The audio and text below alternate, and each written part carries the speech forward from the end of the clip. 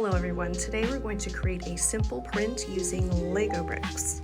If you'd watched my previous video on supplies, you'll notice I mentioned chipboard, and you'll see me use that today. This chipboard will provide a registration for a place for us to line up our Lego base plate with our paper when it's time to print. I have this 16 by 16 base plate, and the chipboard has been cut to fit that just about perfectly. What I like to do is grab my masking tape here, and I will tape the chipboard to the table, and that keeps everything nice and still so that our paper doesn't slip around too much, or our Legos don't slip around too much while we're printing.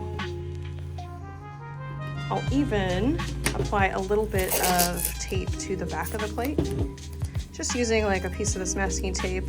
I'll kind of roll it up to make a two-face tape. And I'll even tape that just right in the middle there. This gives us just a nice firm base to work with. If you'll notice here, I have my image that I'll be printing today. This is a little puppy dog face I made on graph paper. In my supplies video, I also mentioned graph paper as a way that you can draw out the pieces ahead of time before you build to see if you like what you're going to make. For example, you can see I've got this kind of rounded corner shape.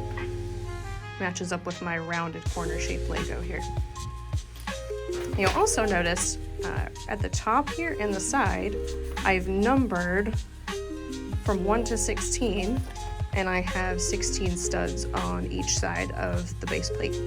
That's just a way of helping me visualize how things are going to come together. So right now, I'll put this down and you can watch me build.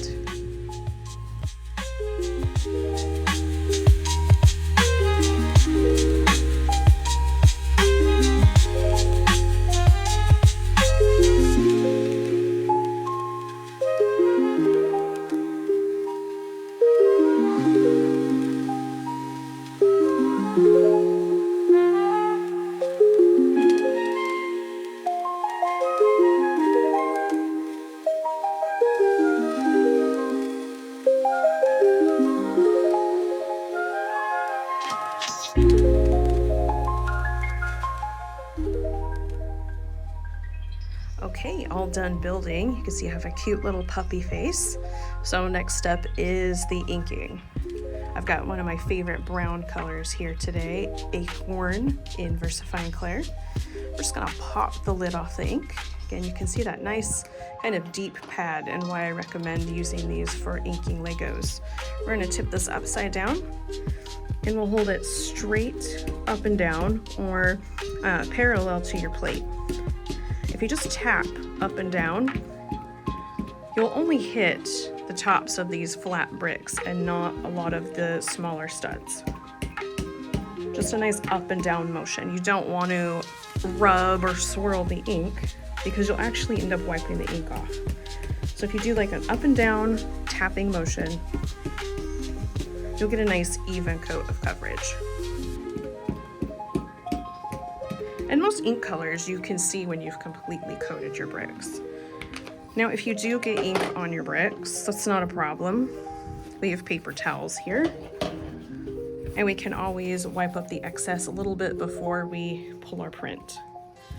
If you end up with ink between like smaller sections, right here, we've only got like 2 studs or even 1 stud, don't worry about cleaning that up. That actually won't come up when you do your print.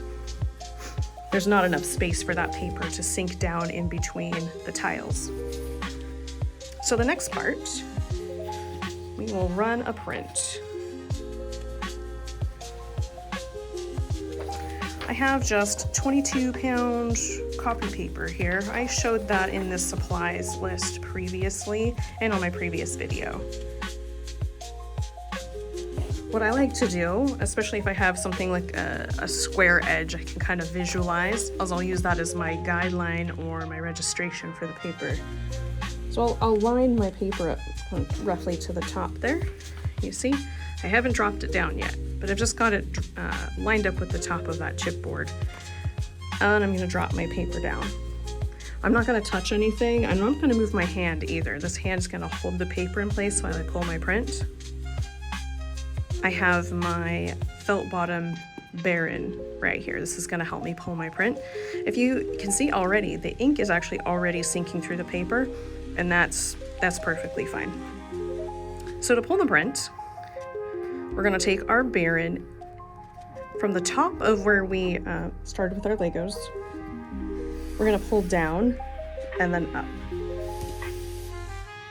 So we're gonna go down.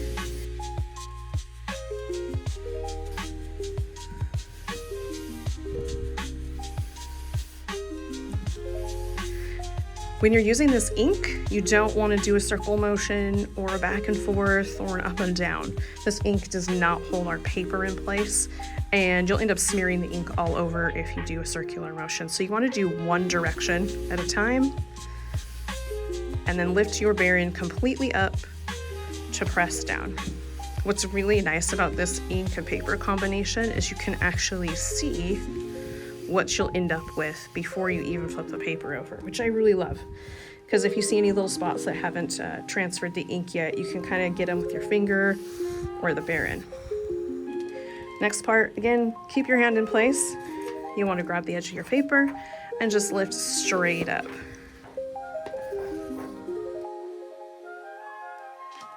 You got a cute little puppy.